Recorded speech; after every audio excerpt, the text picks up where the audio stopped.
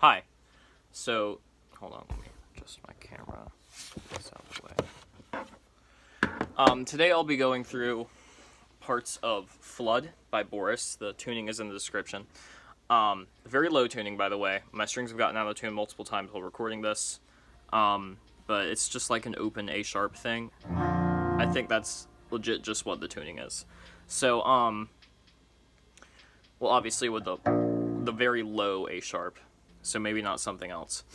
So I'll be going through each section except 4, because there's only like one really musical part of 4, which is like the riff from 3. So I don't really know how to tab that or like ear learn that or anything, so I'll just be doing 1 through 3. So for 1, let me get out my delay pedal. Show the settings I'm using for that. So currently I have my delay set at everything is normal. What I'm going to do is turn time, very little time, and then also feedback, very little, and then turn my delay level up pretty much.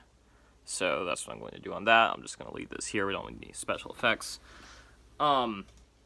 And I may adjust this once I get everything plugged back in, just to make sure the timing like is close to the original, because this is the best way of replicating the original song for me, because I don't have, well, like the way they did it, I'm pretty sure was just by playing 2 tracks at different times and then like oscillating it and changing the delay, kind of like how Steve Reich does. So, but I don't have that, so I'm going to try to replicate it with 1 guitar.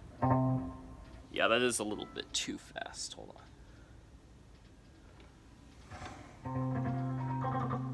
Okay, so the riff's pretty simple. I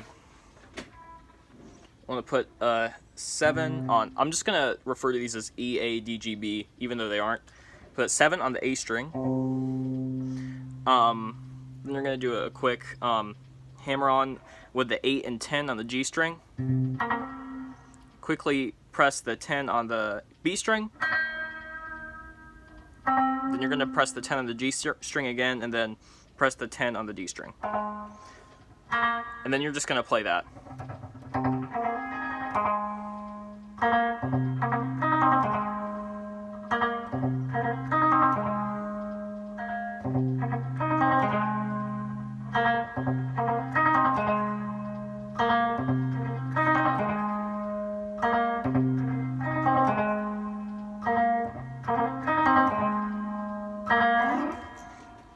So it's a pretty easy part to play. Not really much to it. I would loop it and everything and try it out, but I just kind of want to get through this without having to tune in the middle of the video and change my angle, which would look weird. So I'm just going on to Flood 2. Flood 2 is pretty simple. There's just 2 chords, and then they play for like 13 minutes with like a random guitar solo in the background that I don't know how to play, so I won't play it. But there's this chord. On standard, it would be an augmented chord, but here it's obviously not. You have a 8 on the A string, 7 on the D string, and then 6 on the G string.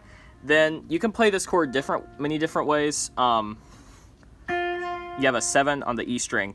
It is hard to play it this way, but playing it the other way, which would be the easy way, with your fingers, it's going to be hard to transition from the second chord back to the first. So I just end up playing it the hard way just for convenience. So you have this chord, which sounds like this. Hold on. And then you have this chord, which is 7 on A and D, 5 on G, and then you just let everything ring out. Keep in mind you're not playing the bass note because it's not part of the song yet. So then you basically just play that for like 13 minutes.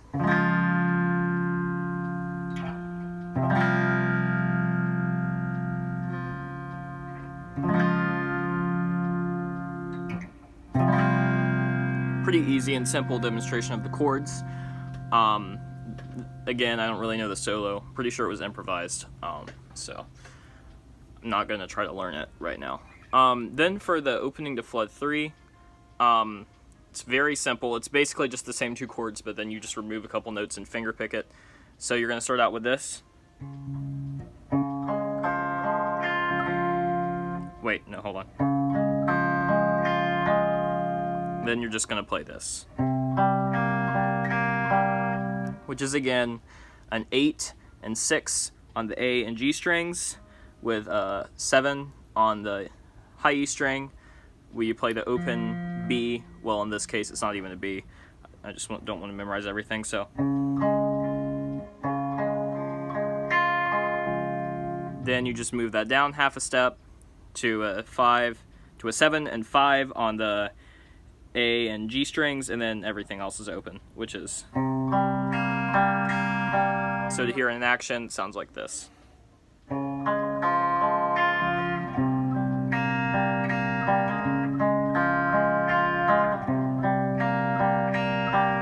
Obviously, you play that with a small bit of delay before transitioning into Flood 3. Well, not Flood 3, the heavy part of Flood 3. Now, something interesting I'd like to point out is I don't know how they managed to create the noise transition. I'm going to guess from like sampling drums or something. But from the noise transitions from Flood 1 to 2 and then 3 from like the clean part to the heavy part, one cool way I found of replicating it is by using the delay pedal to create a buildup of feedback. So what you're going to want to do is, I'm going to set my delay pedal settings back to normal. What you're going to do is turn the feedback all the way up. Turn the delay level to about somewhere around here where you can still hear it, but it's very faint, if that makes any sense. But it won't be whenever I'm using it. Then what you want to do is just keep everything else the same. It's as simple as that. So then what you're going to do, I learned this trick from when Radiohead used it in Karma Police for the outro. I think I may have saw a guitar video on that. What you'll do is you'll just play a simple chord progression, and then sometime whenever, like soon, whenever you want to go on to the next part, you can see it's already happened by accident. What you're going to want to do is just click on the delay pedal. It won't do anything, but it'll slowly like build up this wall of feedback that'll eventually distort, even if you're playing on clean. You don't even have to change to distortion. So I'll just play the Flood 3 riff for a sec, then I'll click on my delay pedal and then show how it works.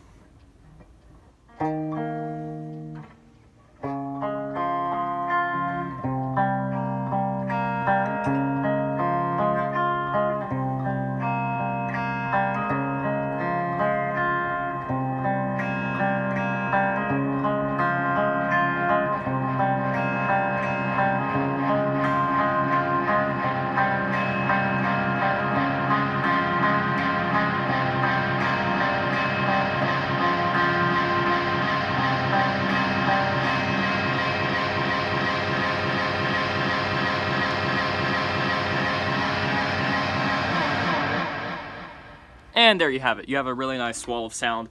It's just a really cool trick overall if you want to transition from parts of a song. Now, we got into the heavy part of Flood 3. Now, thankfully my guitar is still in tune, because when I originally recorded the video, by this time it wasn't. But now you know the parts of Flood 1, 2, and then half of 3. Let's get on to the heavy part. So I'm going to play this clean first, just so the distortion won't get in the way of my voice. What you're going to do is just put 4, 4, 4 on E, A, D, and then just play the rest open. So a chord like this. Then you're just going to move it up half a step, then up 2 steps. So, and then you're just going to play things open, and then you're going to hit this 1 on the G string, like that. So I'll just play it for you right now, clean.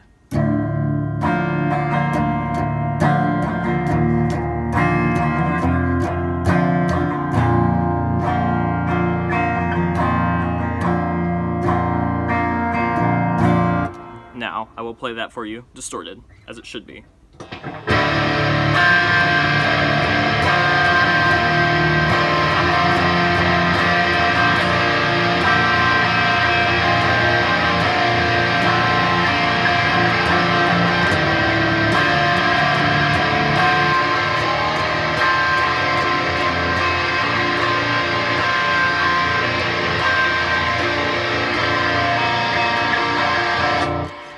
Now you just play that for a couple bars, and then I know there's this just little 12 and 12 kind of just fourth to first thing where you go.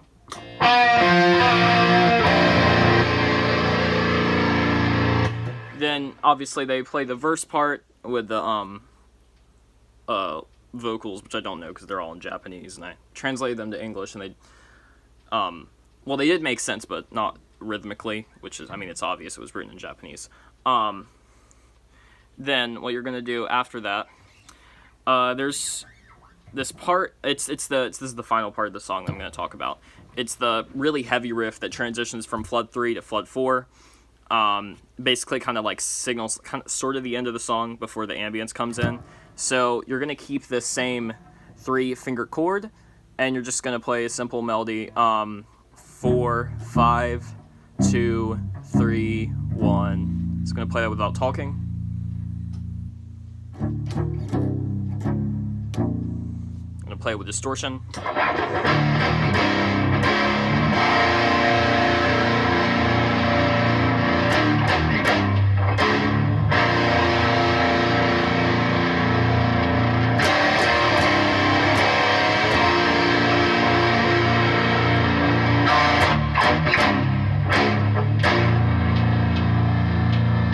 I think eventually you add delay to that too, so I don't know if this is the right delay setting, but